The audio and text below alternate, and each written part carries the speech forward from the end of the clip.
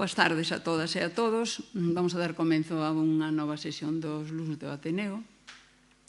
E hoxe temos connosco a Malores Villanueva, que é a relatora que vai a expoñer o tema de as cantareiras e a poesía popular oral.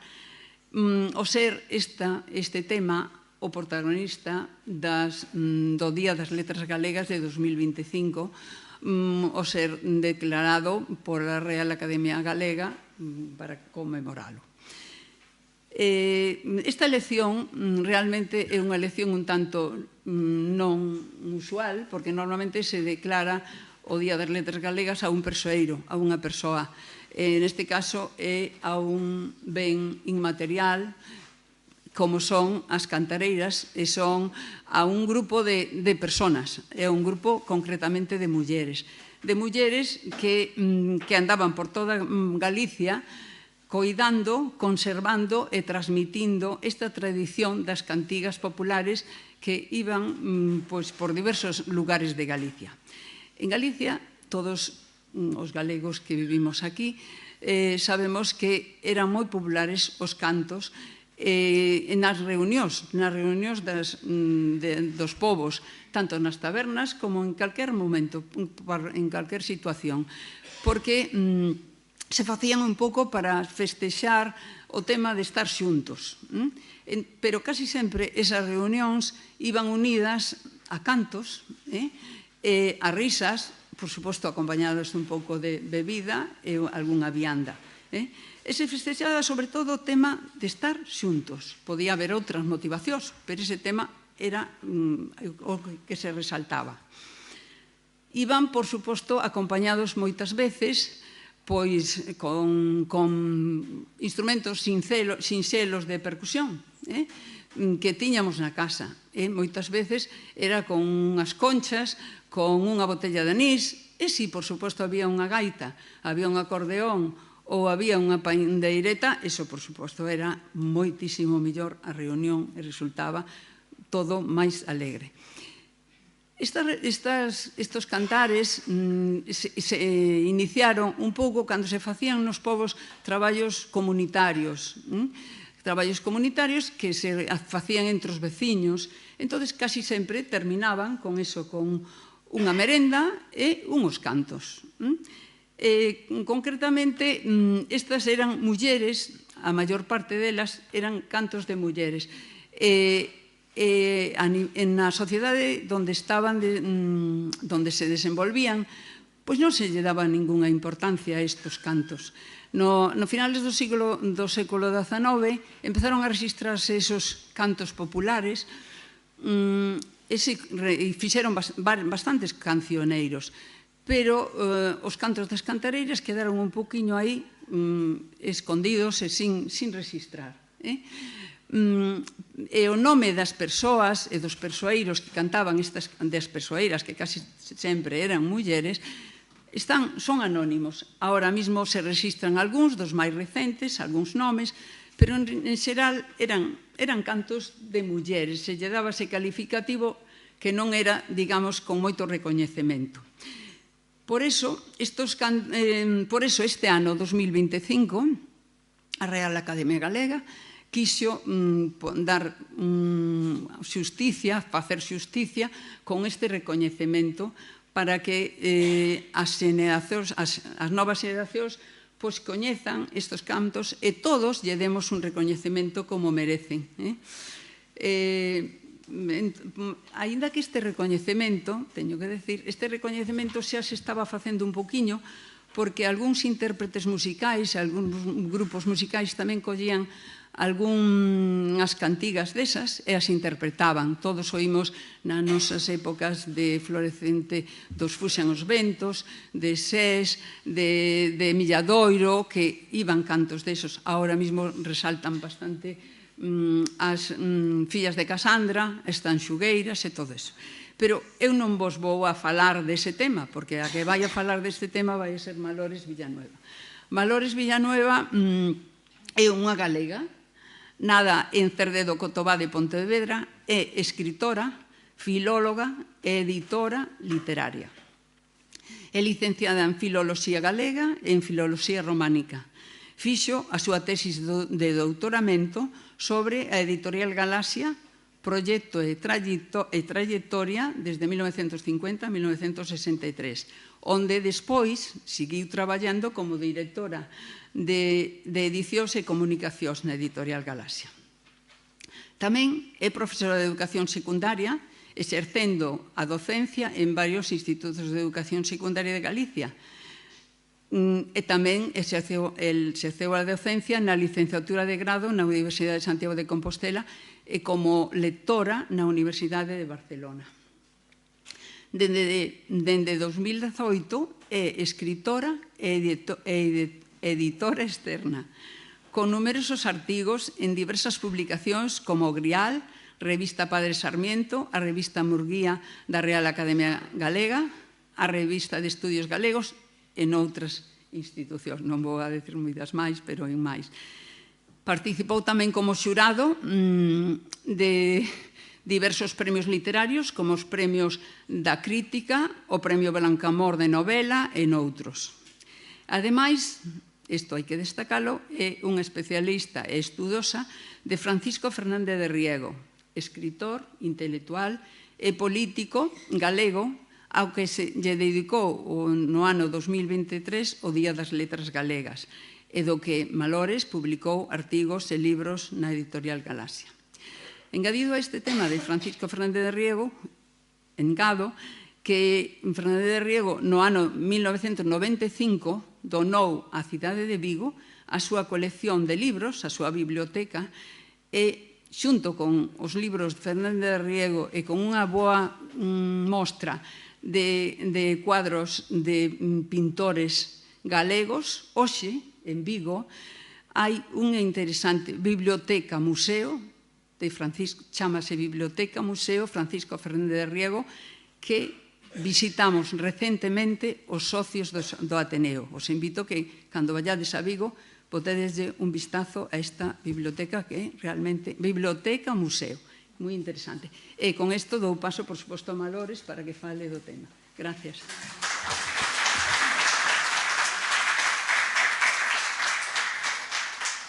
Boa tarde, amigas e amigos. Moitas grazas a Juana pola presentación e a vos por esta calorosa acollida nun día así moi santiagués.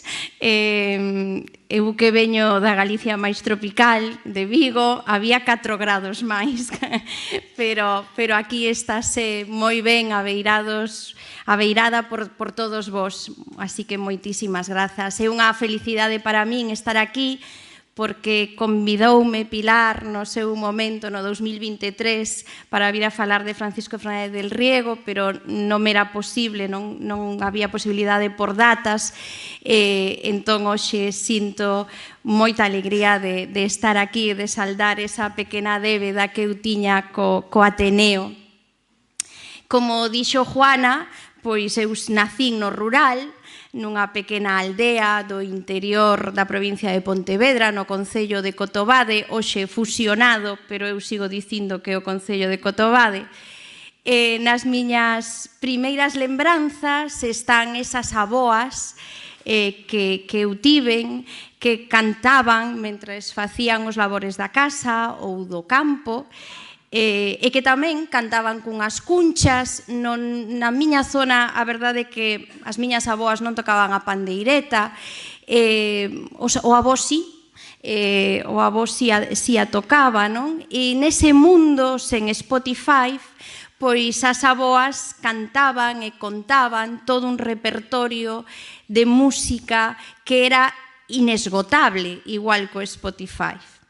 Cantadoras, tocadoras, bailadoras, as mulleres eran as protagonistas das foliadas, das segas, das fías.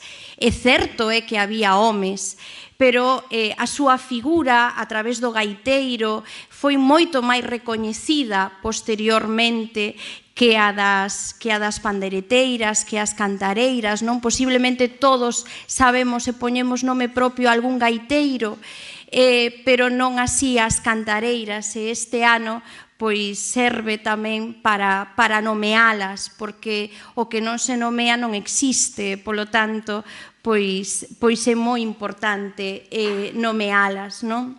E un pouco a charla, a conversa que teremos aquí, eses dous mundos que se reflicten nesas fotografías, como chegamos de un mundo a outro, desas mulleres que tocaban a pandeireta ou calquer utensilio de cociña, pois como vedes aí na primeira imaxe, as outras mulleres, aí están as tanxugueiras ou un grupo de cantareiras, que xa non teñen nada que ver na estética, unha estética totalmente diferente, pero que seguen tendo na man a pandeireta e na voz os cantos, non? Os cantos que o que nos une. O certo é que témonos que remontar moi atrás en todo isto, vouno facer brevemente, pero o certo é que hai que ir ao Padre Sarmiento, case sempre hai que ir ao Padre Sarmiento. A calquera cousa que estudamos, ao final sempre chegamos ao Padre Sarmiento, e el foi dos primeiros en recoller ese material, esas cantigas, esas coplas, e ademais escribiu, cando recollía esas cantigas, observei que en Galicia as mulleres non son só poetisas, senón tamén músicas naturais. Na maior parte das coplas galegas falan as mulleres cos homes, e é porque elas son as que compoñen as coplas, sen artificio ningún, e elas mesmas inventan os tons ou aires cos que han de cantar, sen ter idea de arte musical. O sexa que xa el, no século XVIII a comezos, pois repara nas mulleres, son as mulleres as que lle transmiten o Padre Sarmiento as coplas. Engade, lee un pouquiño máis, di: as rústicas e aldeás que sempre andan no campo, se son de terra adentro, e se son de portos de mar, alternan no campo e nos areais que compoñen a multitude, ou por millor dicir, a infinidade das galegas. Xamais soñan con cantar cancións castelás, son incansables en cantar cantigas galegas, puras, naturais e non pouco expresivas. Elas mesmas crean as coplas, inventan os tons e aplican o canto, que é moi singular e suave na súa modulación, e en especial cando a voz é excelente. E aquí o Padre Sarmiento tamén xa nos dá outra luz en esta anotación que acabo de ler, que é que as mulleres cantaban en galego. Agora, hai algunha discusión de se todas as coplas que hai recollidas en castelán, que hai moitas en realidade e que cantan moitos grupos, pois deberamos recollelas sí, pero cantalas, non? Porque é certo que co paso do tempo o nivel de hibridación da lingua pois foi o que foi, non? E o Padre Sarmiento que nos di é que no século XVIII cantaban en galego, polo tanto aí non existía esa hibridación e foi, sen dúbida, posterior.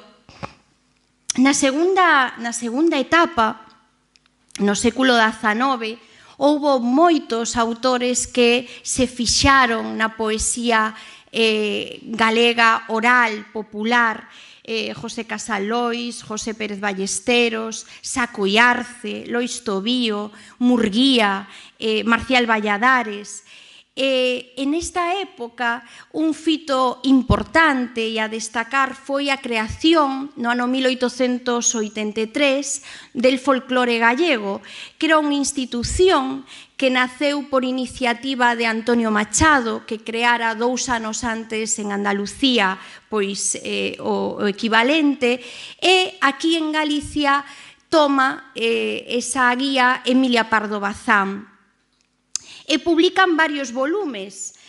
Un deles é o cancioneiro popular gallego e en particular de la provincia de La Coruña, que así se chamaba, de José Pérez Ballesteros. E claro, no século XVIII o Faro, a Guía e Sarmiento, e no XIX o noso mascarón de proa, a nosa guía é Rosalía. E Rosalía tamén se fixa no que cantan as mulleres e escribe cantares gallegos, que como todos e todas sabedes, eses cantares gallegos comezan con esas coplas tradicionais que logo ela desenvolve, non? E que logo crea eses poemas que sen dúbida son todo un referente do rexurdimento. Pero pon as coplas, pero a quen lle fai o poema é o gaiteiro. Rosalía fai o poema o gaiteiro, non? Pero non as cantareiras. Das cantareiras só recolle as coplas. E a finais do século XIX tamén se compila ese cancioneiro musical de Galicia de Casto San Pedro e Folgar, que é fundamental, e que moito tempo despois Filgueira Valverde vai publicar, e que hai pouco publicou ou republicou nesa edición que vedes aí a Fundación Pedro Barrié de la Maza. Nunha terceira etapa, xa no século XX, a cabalo, non? Entre ese 19 e 20, pois comezan a proliferar grupos folclóricos, non? Como ese que vedes aí. En Pontevedra xa no ano 1883 fundouse Aires da Terra por Perfecto Feijó, en Ferrol Airiños da Miña Terra no 1900, o Real Coro Toxos e Flores, en Vigo a Agrupación Artística de Vigo, en Santiago Cantigas e Agarimos no ano 16, na Coruña Cántigas da Terra, en Ourense Ruada, en Pontevedra Foliadas e Cantigas, en Mondariz, quero decir, en moitos sitios.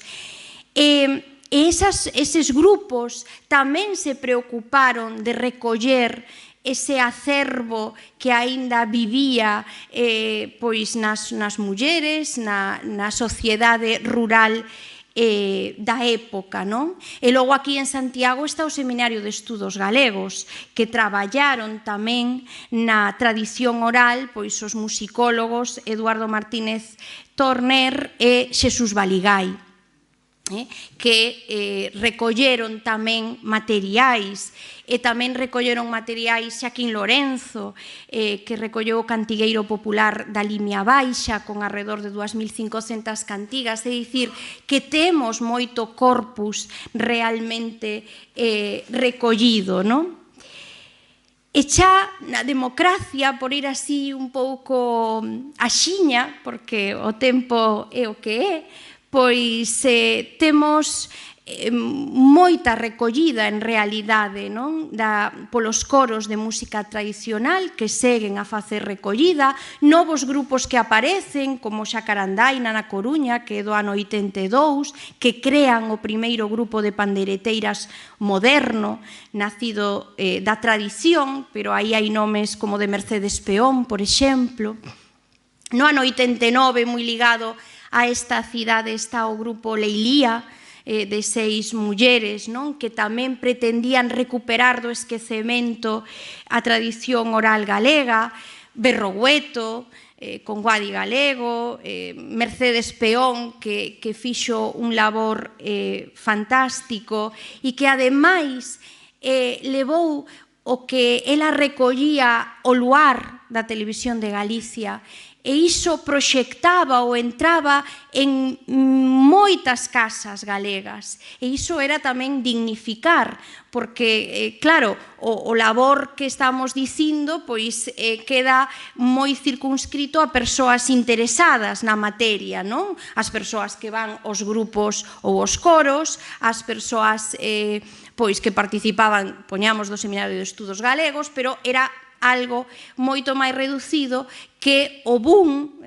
por así dicilo, que tiña levar as cantareiras ao luar, por exemplo, porque é un programa en máxima audiencia que entra nas casas de moita xente, non? Entón, o traballo dela foi fundamental, como tamén de outro programa que de seguro recordan que era o Alalá, que achegou a tradición musical, un programa moi ben asesorado por toda a xente que coñecía o que había polo país, non? E que ademais recolleu con uns medios técnicos e de grabación fantásticos, non? Entón, claro, temos recollidas moito máis caseiras, pois con gravadoras ou con uns medios moito menos elevados que o que podía ter un programa da televisión, non? Como Alalá. E sen dúbida, non, en todo este tempo na democracia, pois tamén hai outro faro, outra figura por destacar a alguén, non? Que esa muller que vedes aí con dúas gravadoras que é Dorothée Schubart, non? Que era unha musicóloga suiza que chega primeiro a Compostela a recoller pois todos eses cantos. Ela en realidade iba a facer o seu traballo sobre toda España e de feito xa viña, non, de outra zona, pero chegou aquí e isto era realmente un maravilloso laboratorio pouco explorado e entón quedou, non, durante varios anos facendo esas recollidas. Dorothée Schubart chega aquí e contacta con moitas persoas, entre elas con Antón Santamarina, a máis destacada, non? Que a vai guiar e que a vai axudar, non só nalgúns contactos, senón tamén logo pois na transcrición desas melodías, non? Porque aínda que ela falaba perfectamente galego, pois certamente cando un ten que escoitar e descifrar a persoas cantando nunha lingua que non é a túa, pois a axuda dun nativo tan avalado como Antón Santamarina, pois sen dúbida era fundamental, non? Se tedes curiosidade, tedes todo o arquivo digital no Museo do Pobo Galego, entón aí podedes escoitar como falaban con Dorothée, a xente, como cantaba, están tamén transcritas pois esas letras e é algo moi interesante, non? O sea que o temos tamén a nosa disposición. Os volumes saíron con posterioridade, non? Foronse publicando, aí tedes o primeiro deles, do Cancioneiro Popular Galego, volumen 1. Eu traía máis no coche, pero logo pesaban tanto que dixen non.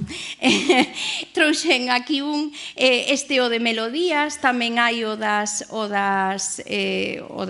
recolleita, non? O das cantigas. Realmente é a Biblia, non, do noso cancioneiro popular, sen dúbida ningunha.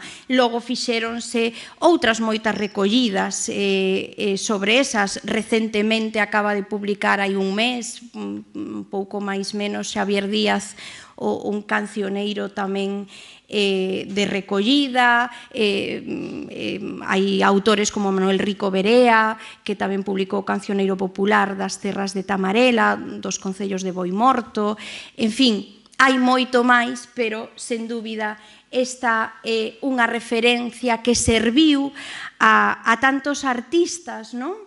Que hoxe temos na actualidade, e que realmente, xa vedes, a estética é moi diferente, pero hai un nexo común que é esa pandeireta, esas recolleitas, non, que beben desa tradición que se foi facendo anteriormente, Leilías, Fillas de Casandra, Mercedes Peón, as Teixugueiras, pero tamén homes, non, como Xavier Díaz, Mondra, que estivo a fin de semana pasada aquí en Compostela enchendo 2 días a Capitol, ou Davide Salvado, non? Entre outros moitos, ou seja que mantivo esa tradición e ademais puxose de moda, non? Que non sempre foi así. E por volver un pouco as homenaxeadas no Día das Letras Galegas a esas mulleres que mantiveron acesa a nosa literatura popular nun contexto moi difícil, porque as mulleres ás que se lle dedica o Día das Letras Galegas pois viviron no século XX, naceron a comezos do século, polo tanto viviron a guerra, viviron a dictadura e vivirona nun rural que como ben sabedes, pois era un rural pobre, non? Un rural con poucos recursos, cun despoboamento xa moi acelerado de cara ás cidades e tamén de cara á emigración, neste caso a Europa fundamentalmente, veremos que algunhas delas tamén emigraron, e que ademais iso conlevaba que non só se ocultase a tradición, que tamén a lingua, claro, a lingua xo sabemos, pero tamén se ocultaba en moitos casos pois a tradición. A primeira das mulleres que traio é Eva Castiñeira, que é unha das mulleres ás que se dedica ao Día das Letras Galegas, que era unha muller que naceu no ano 25 nunha pequena aldea de Muxía, cunha infancia moi difícil.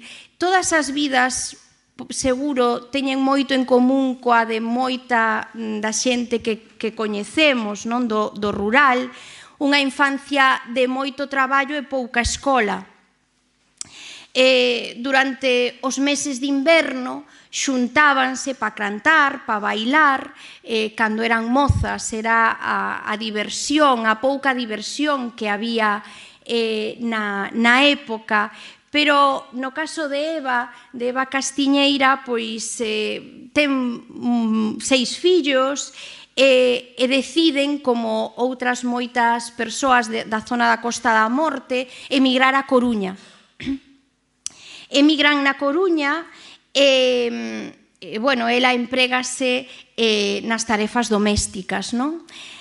Con tan boa sorte, quizáis, de que se emprega na casa de alguén que sabía de música. Esa é unha das casualidades, non? Cantas mulleres pois non foron máis recoñecidas porque ninguén as descubriu, non? Pero ela, que comezara a cantar con 8 anos nun trío con outras pandereteiras veciñas nos bailes da Bisbarra, e que moitas veces tocaba con súa irmá en Gracia, e cando marchou para a cidade esqueceu, silenciou esa parte. Na cidade da Coruña nos anos 60, pois foliadas, agora xa hai foliadas nas cidades, pero nos anos 60 pois habería os bailes, as orquestas, que estaban moito máis de moda que a música tradicional, seguramente, e polo tanto, ela deixa de cantar e deixa de tocar. Pero nunha das casas a que ia 2 horas ao día, pois era a dun dos fundadores da discográfica Ruada, Martín Fernández Maceiras, e claro, el descóbrea, non? Pois é unha desas casualidades. E Martín, que a escoitaría cantar pois cando facía os labores do fogar, fala con Rodrigo Romaní e falalle de Eva, e ambos pensan que poden facer algo, non? Algunha edición discográfica cos temas dela. E Rodrigo Romaní foi quen gravou a Eva Castiñeira e, ademais, el di que lle puxo título ás pezas, porque Eva cantaba, pero claro, non pensaba en poñer títulos nin en gravar un disco, non? E, polo tanto, ela ten ese disco Recolleita, onde se rexistra a súa voz e onde canta pois pasodobles, muiñeiras, vals, unha xota. E claro, está con Rodrigo Romaní, está en Ruada, e Eva actuou con Milladoiro, non? O sea, chega a actuar con Milladoiro no ano 81, no Pabillón de Deportes de Riazor, e representa un fito, porque por primeira vez sube unha muller como Eva Castiñeira, non? Unha muller pois con pouca escola, sen unha formación musical, como si tiñan os compoñentes de Milladoiro, claro, pero sobe con eles o escenario, non? E un tempo despois vai ser Leilía quen presente o seu disco Consentimento dedicado a Eva Castiñeira, non? Entón, ela ten en vida, non, ese recoñecemento que seguramente pois foi unha casualidade, seguramente non, foi unha casualidade. Cantas Evas Castiñeira non habería, cantas mulleres que emigraron, que sabían cantar, que sabían bailar, que sabían tocar, pois ninguén as descubriu, non? Pero pois son estes azares que levan a que Eva Castiñeira pois sexa unha das mulleres ás que poñemos nome, que teña un disco, que fose recoñecida porque houbo dous músicos da altura pois de Romaní, non, dos de Milladoiro, que ven nela todo o que hai, non? Outras dúas mulleres as que se lle dedica o Día das Letras Galegas son Adolfina e Rosa Casás. Esta é unha foto que lle fai Dorotea Schubart na súa casa, na Vila da Igrexa, en Cerceda, cando as vai a entrevistar. Eran tía e sobriña, pero realmente levábanse 2 anos de diferencia, ou seja, que eran dun tempo, unha nacera no ano 1912 e outra nacera no 14, ou seja, que se levaban moi pouco tempo. E as biografías coinciden, tamén coinciden coa de Eva. Di o seu neto, Richie Casás, que é un músico, di: Rosa naceu nunha corte da Vila da Igrexa, con súa nai parindo fincada na barriga quente dunha vaca. Ou seja, as condicións dese rural galego pois a comezos do século XX. E tiveron unha vida moi dura, pero moi apegada á tradición. Xa a súa nai e a súa avoa tocaban, eran pandereteiras, non? Como eran elas. Eran fillas de solteira, bueno, pois con toda a connotación que tiña iso a comezos do século XX, eran pobres e fillas de solteira, ou seja, e mulleres, pouco máis xa lle faltaba, non? Era, polo tanto, a vida era moi dura, eran xornaleiras, traballaban pois para subsistir, é dicir, facían unha economía de subsistencia moi precaria, e tanto así que Rosa vai mandar con 10 anos os seus 2 fillos homes a servir. O sea, bueno, era outra época, non? Era xente moi humilde, contan os familiares que gañaban os cartos pois lavando roupa para as casas máis ricas ou facendo tarefas de labranza, pero que eran moi requeridas para as tarefas de labranza porque animaban moito. Elas cantaban, elas tocaban cando remataban as tarefas e, polo tanto, eran requeridas, non? E tiñan fama do bo cantar e do bo bailar. Rosa, xa con 50 anos, pola década dos 60, vai a emigrar a Suíza co seu fillo e a súa nora para axudalos a coidar os netos, non? Tamén unha biografía que se repite en Galicia. E logo estivo en Inglaterra con outro fillo e ali si traballou servindo en casas e E, bueno, cando volven, instálanse na Coruña, non? Nin no estranxeiro, onde podían o mellor frecuentar as casas galegas, non? Que había en Suíza ou en Inglaterra, nin na Coruña, pois non había rastro de que elas cantaran. Tanto así é que cando Dorothée Schubart chega a preguntar, na familia non sabían que cantaban e bailaban e tocaban. Iso quedara totalmente esquecido. Iso fixerano de mozas. Na aldea sabíano, pero logo, pois, con 6 fillos, cunha vida tan difícil, as seguintes xeracións, non, en Suíza non cantaban, en Inglaterra os netos non recordan que cantasen, non?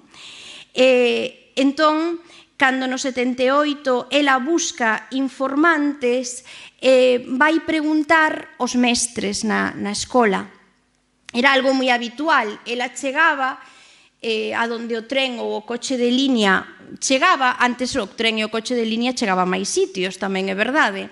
Entón, ela chegaba e iba onde o cura, onde o médico ou onde os mestres, non? Que controlaban a rede da aldea, non? E podían ter informantes. Neste caso, chega onde o mestre. E os mestres comezan a preguntar polas clases. E é curioso porque contan que todos dicían que ningunha das súas aboas ou nais cantaba, bailaba ou tocaba. É dicir, aí pérdese, non? Hai unha época na que se perde o de cantar. Pero o mestre era familiar dunha delas, non? E sabía que unha sí cantaba. E entón, pois dille, bueno, pois ven a nosa casa, non? Non estaba segura que Rosa cantara, el nunca escoitara cantar a Rosa, pero sí a Adolfina, non?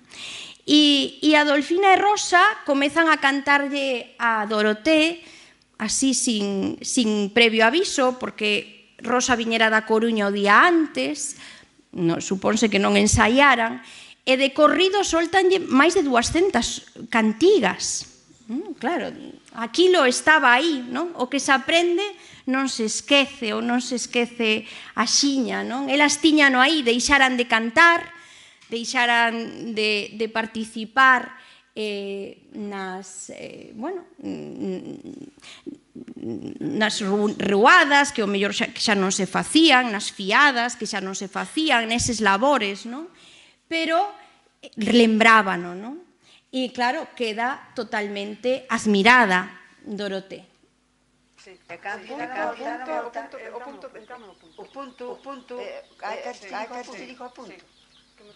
Non sei se se escoita. Ahora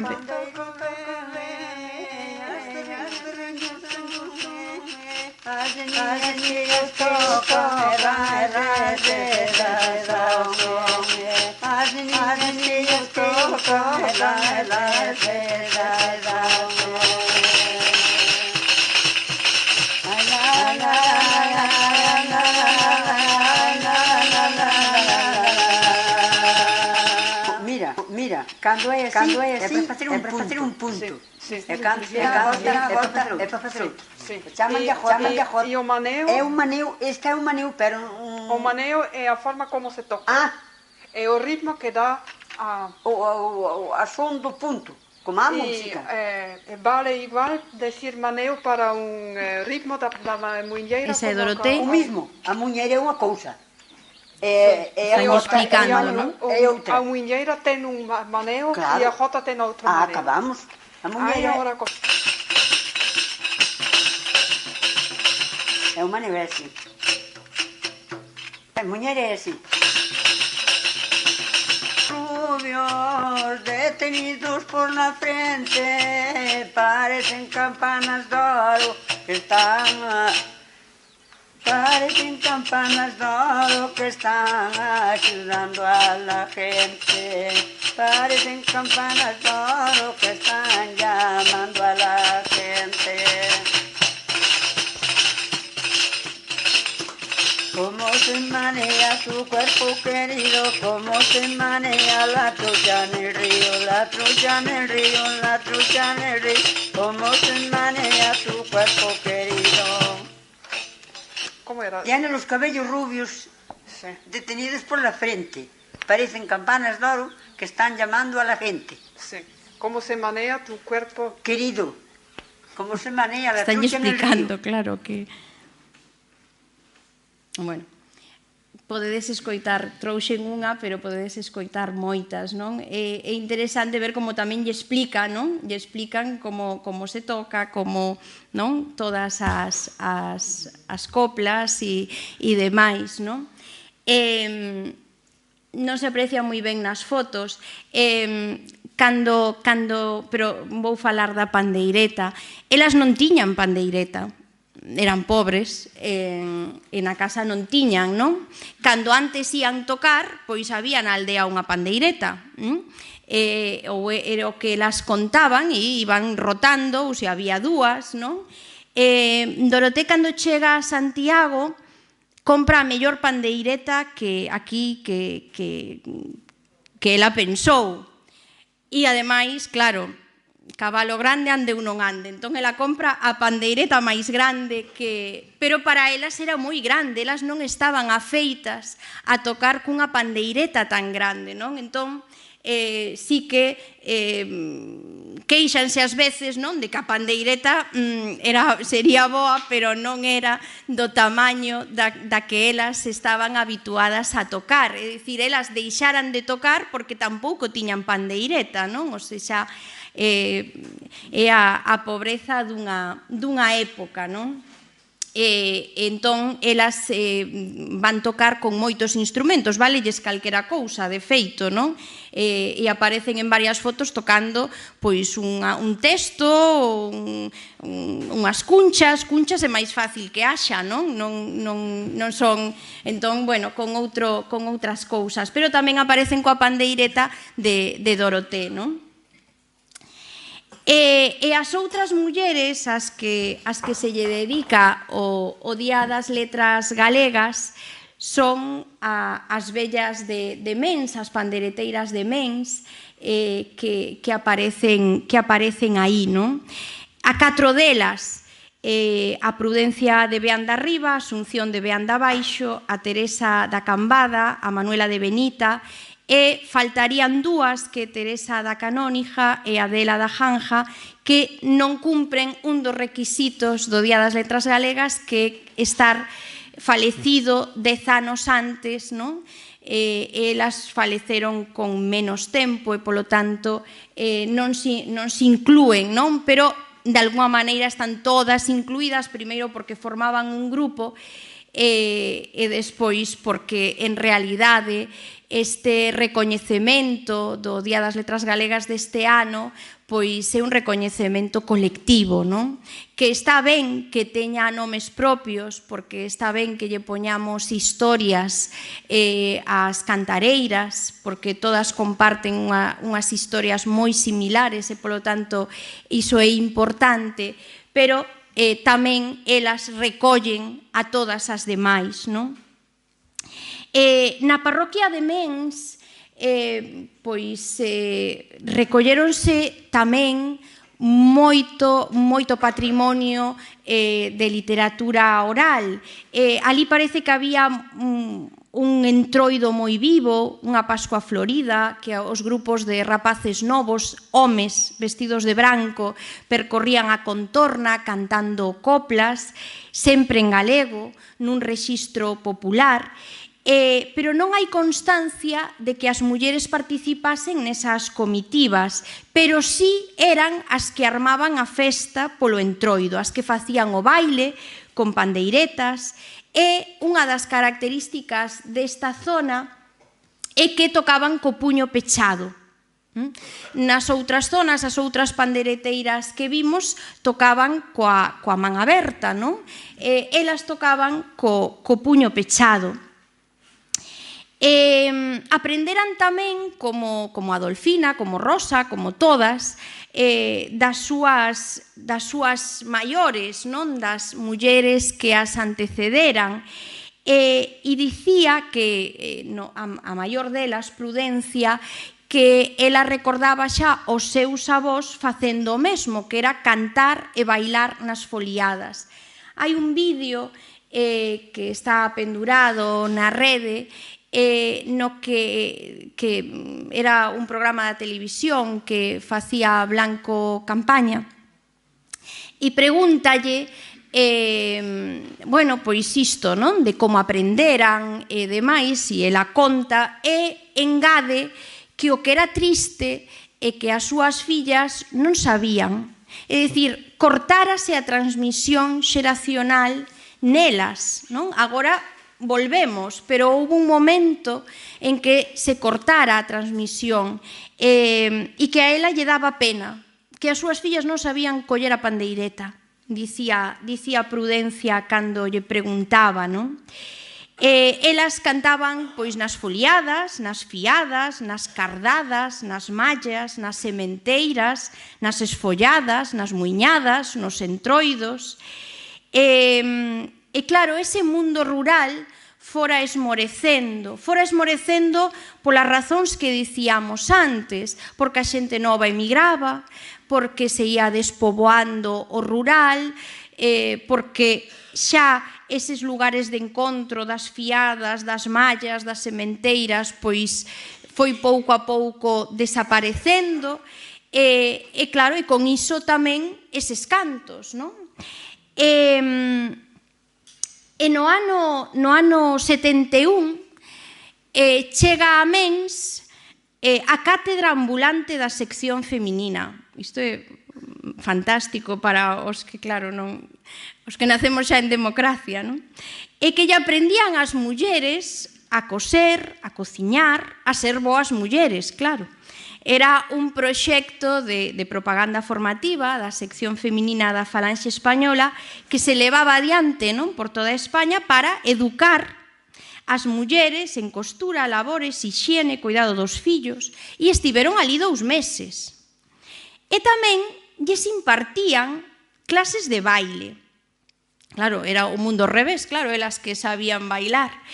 Pero neste caso hai que dicir que as mulleres da sección feminina que levaban esa cátedra foron intelixentes e decatáronse de que lle estaban aprendendo a bailar a unhas mulleres que sabían máis ca elas, non? Foron capaces de ver iso, e iso foi un acerto moi importante, non? Foron conscientes da valía que tiñan estas mulleres, da valía que había ali en Mens, donde había tantas mulleres e homes tamén bailaban os homes, que cantaban e bailaban, non? Entón, é interesante porque elas propoñen subilas ao escenario no 19 concurso nacional de coros e danzas que hai na Coruña. Pois descubrimos estas mulleres e estaría moi ben que as levasen, non? E un dos membros do xurado daquel concurso é o que está aí, Manuel Cajaraville, pensado que era un gran bailador galego, foi un gran bailador galego, era mestre de baile en Aturuxo, nunha das asociacións folclóricas da Coruña, e di que cando as viu no escenario non puido conter as lágrimas da emoción. Iso tamén nos indica ocultas que estaban, porque Manuel Cajaraville era un mestre bailador, polo tanto era unha persoa interesada e descoñecía, non, esa parte do folclore, non? E tanto foi así que na prensa do día seguinte, pois claro, comentan que elas non ían a concursar, elas ían de exhibición, non? Pero a xente rompeu a aplaudir e foi pois unha conmoción non só para o mestre bailador, senón para o público en xeral. E así o atestiguan pois a Voz de Galicia o día seguinte, os xornais da época, non? Que din os aplausos que recibiron estas mulleres e homes, porque bailaban tamén 2 homes, cando saíron ao escenario. E tanto é así que el decide no Nadal chamalas porque se iba a celebrar un espectáculo, Galicia Canta e Baila, un festival de música e bailes galegos, e chamas claro, ten que ir a convencelas, porque elas, claro, elas debutan no Teatro Colón, ni máis nin menos, tampouco debutaron en calquera sitio, pero, claro, xa esa continuidade, non? Pois, bueno, eran mulleres do rural, cunhas vidas similares ás que contamos antes, sempre, fixadevos, non? Son fotos de cando iban a actuar sempre vestidas de negro, porque eran viúvas ou de home ou de fillos ou vidas moi duras. E claro, estas mulleres que non saíran dali da Costa da Morte, non? De Mens, pois, claro, imponlles, non? Entrar nesa dinámica, non? Contan, non, nos libros que se foron publicando da xente de Aturuxo que compartiu o escenario e vivencias con elas, que elas sí tiñan pandeireta, por exemplo, non? A diferencia e que só querían a súa, e que a levaban na súa bolsa de plástico, e que ninguén lle dese, non querían os seus costumes, non? Eran, como vos dicía, mulleres igualmente que traballaban as terras, que criaron fillos, incluso netos.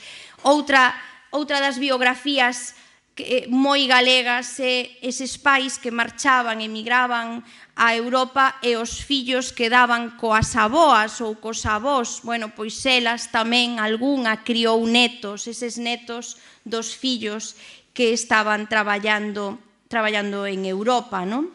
E que traballaban o campo, os animais, tiñan de todo, non? Galiñas, bueno, a economía de subsistencia da que antes falábamos, non? E realmente, cando comezan a actuar, non son tan bellas. A maior tiña 67 anos, pero a máis nova tiña 46. Pero en todas as fotos é certo que parecen bellas, non? Hoxe unha persoa con 67 anos está fantástica, non? O sea, non é esta imaxe que estamos vendo aquí, e con 46 xa nin digamos, o sea, pero elas é que con 46 anos xa vestían así, non? E xa as arrugas, o traballo no campo, bueno, a esclavitude, non? Da época. Era peculiar que estas mulleres se integrasen nun grupo folclórico da Coruña e tiveron que convencelas, pero aceptaron, non tardaron moito tampouco en aceptar, elas vese que eran afoutes, aínda que certo é, contan nunha entrevista que lle fan xa nos anos 80 na Voz de Galicia, que sufriron moito porque foron moi criticadas. Na vida do rural, que ás veces píntase moi idílica, pero pois tamén ten as súas cousas, non? E é unha sociedade onde todo o mundo se coñece, e claro, nos anos 70, estamos falando do 73, que unhas mulleres, algunha viúva, outras, pois, bueno, pois labradoras, non?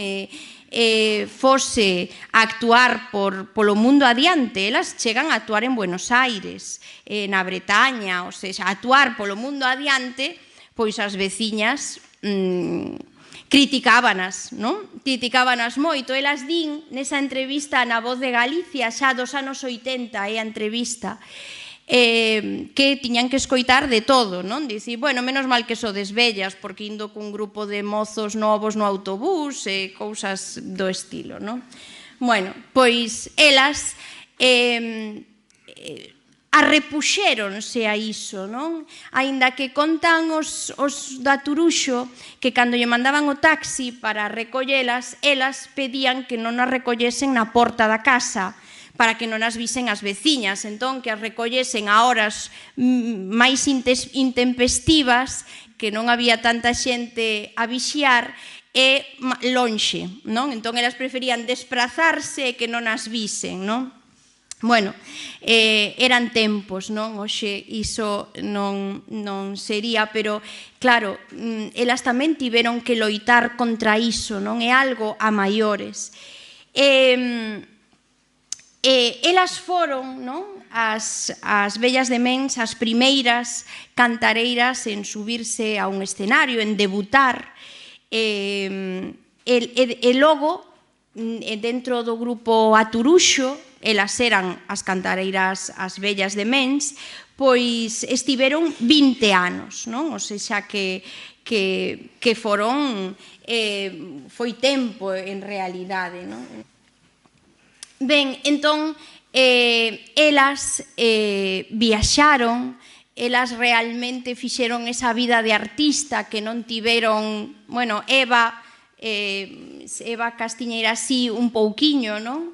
Pero Adolfina e Rosa non, simplemente pois se achegaron, non, ao cancioneiro popular grazas á recollida que fixo Dorote Xúbar, pois moitísimas cantigas, moitísimas precisións das súas pezas, como o cachiño que vos puxen, pero non actuaron. Pero as vellas de Mens, as cantareiras de Mens, sí, elas viaxaron por Portugal. Gustaballe moito ir a Portugal fora, porque dicían que ir a Portugal ninguén as coñecía, entón estaban máis relaxadas, non? En Galicia, pois sempre tiñan medo a que alguén as recoñecese. Como vos dicía, incluso viaxaron a Buenos Aires.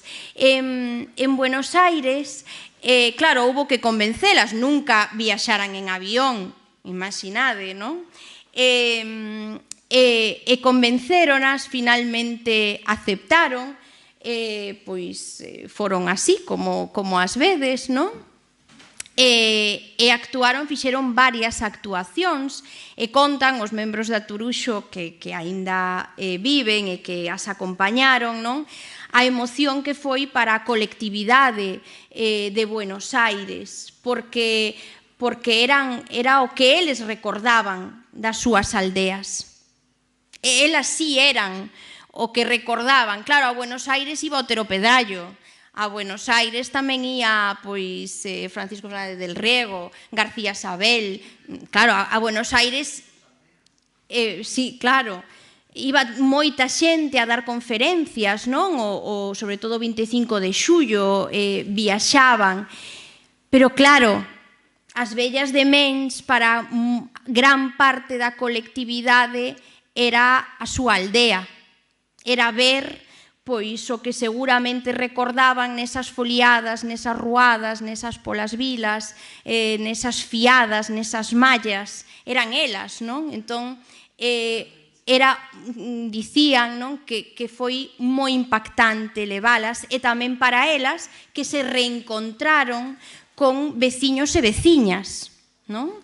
É certo que nesa zona, e algunha delas emigraban máis a Montevideo, o pai de algunha delas emigrou a Montevideo, pero, claro, a ver, en Buenos Aires nesa época había 300.000 galegos, de Mens había tamén, claro, e de todas partes, entón foi para elas moi emocionante, estiveron 10 días, pero tamén para aqueles emigrantes, non?, que vían nelas pois o que deixaron atrás, non? Entón, enriquecéronse mutuamente e viaxaban, foron a Bretaña e a todas partes, non? Entón, elas realmente si tiveron un importante recoñecemento como cantareiras, non? Que bueno, contrasta con todas as anteriores.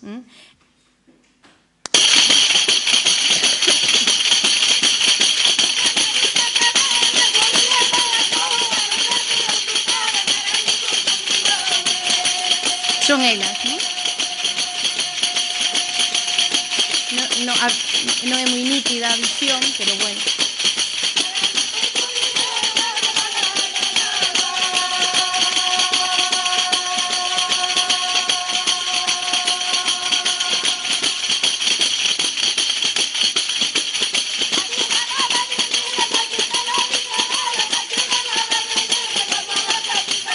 O puño pechado, que é unha característica delas.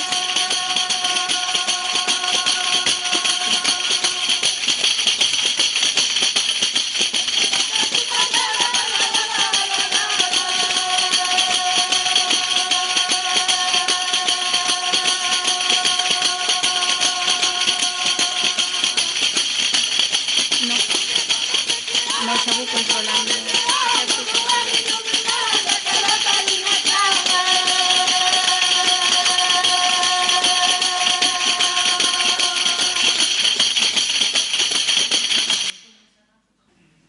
Bueno, para que as vexades, non? En Buenos Aires, a parte da colectividade, escoitouna tamén Gonzalo Torrente Ballester, escoitounas, foi a velas, non? E quedou maravillado, non? El conta, non? Tamén dese encontro, é dicir, que bueno, pois deixaban, non? Deixaban, era algo que non se vía, non? E o que nos di tamén eses anos de silencio e esa recuperación posterior, non? Ben, como xa vou co tempo marcado, xa para rematar e tamén para que haxa espazo a conversar, ou quen queira cantar, eu cantar non sei, pero si hai alguén maravilloso peche. O certo é que co tempo os espazos tradicionais esvaéronse, pois as fiadas, as mallas, o que dicíamos, pero creáronse escolas de música e baile tradicionais, como Fiadeiro, como Cantigas e Agarimo, Donaire, Xacarandaina e tantas outras, non? E iso foi a forma de que, aínda que nun determinado momento rompeuse esa cadea de transmisión nas aldeas, pois puidose recuperar a través pois destes espazos, non? E por iso hoxe pois temos as Tanxugueiras, ou temos a Camaño e a Meixeiras, ou temos a Fillas de Casandra que aprenderon, sendo moi novas, a tocar a pandeireta, non? E a bailar e a cantar, e non aprenderon xa das súas aboas, seguramente, bueno, seguro, aprenderonas pois noutros espazos, pero tamén é bo, non? Que se creen e que haxa e que se poida beber desa música tradicional, desa música de raíz, manter a idiosincrasia e abrazar novos sons e poñelos en valor, porque tamén é o que fan todos estes grupos novos a carón dos grupos tradicionais, pois, eu que sei, desde Treixadura, Leilía, non? O sexa que sermos capaces de convivir valorando a nosa tradición. Como di un dos versos de Fillas de Casandra, a miña tataraboa estaría contenta se me escoitase cantar. E eu creo que esas tataraboas, porque xa non son as aboas, xa serían as tataraboas, sí que estarían contentas de ver hoxe pois a vitalidade que ten a música tradicional mesturada con outros ritmos ou non, de maneira pura, de maneira enxebre, pero que está viva, que hai foliadas e hai ruadas en Compostela e en calquera punto de Galicia, non? Entón, pois, eu non sei cantar, pero leovos unha copla. Eiche dar a despedida no corazón dunha cireixa, como me hei de despedir se o corazón non me deixa. Moitas grazas.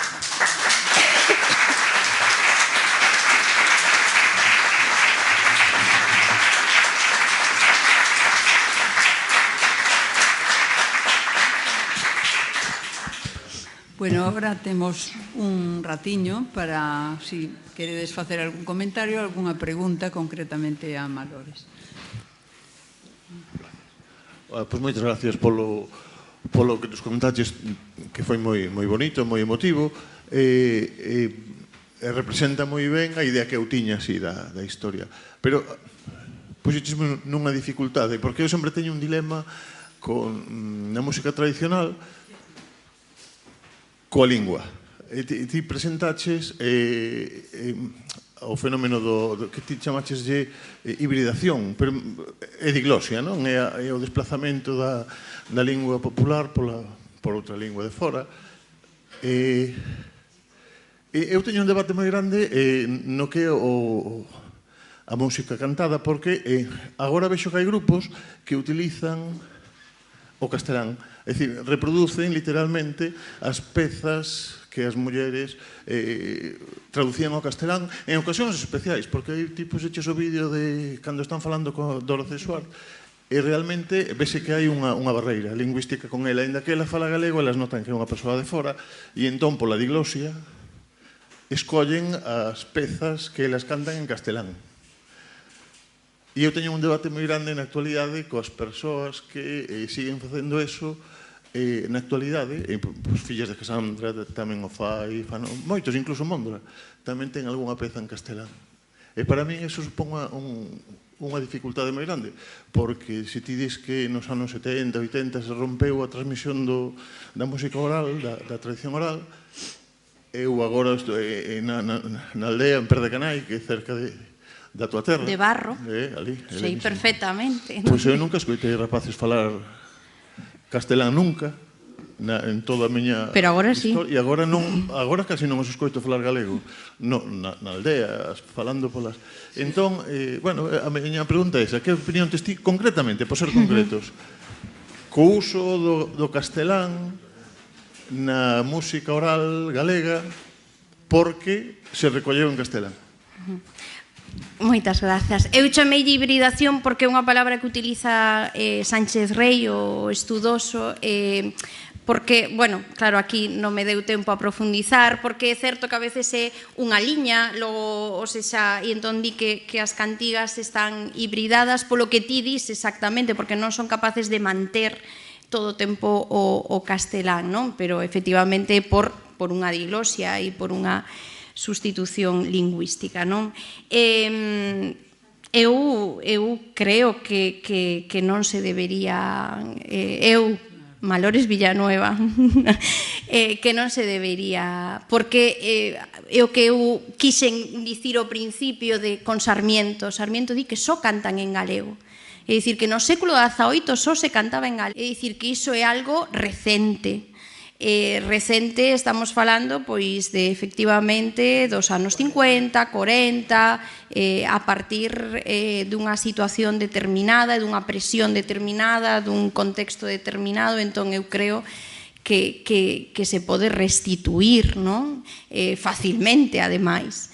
Entón, e é algo que ademais se fixo desde varios colectivos o chamamento a que rompamos iso, non? Porque a música e a poesía oral popular é en galego e foi en galego pois ata non hai tampouco e sabemos as razóns por que se produciu iso. Entón eu teño unha opinión clarísima sobre iso, sí. Bueno, agora vou pola charla.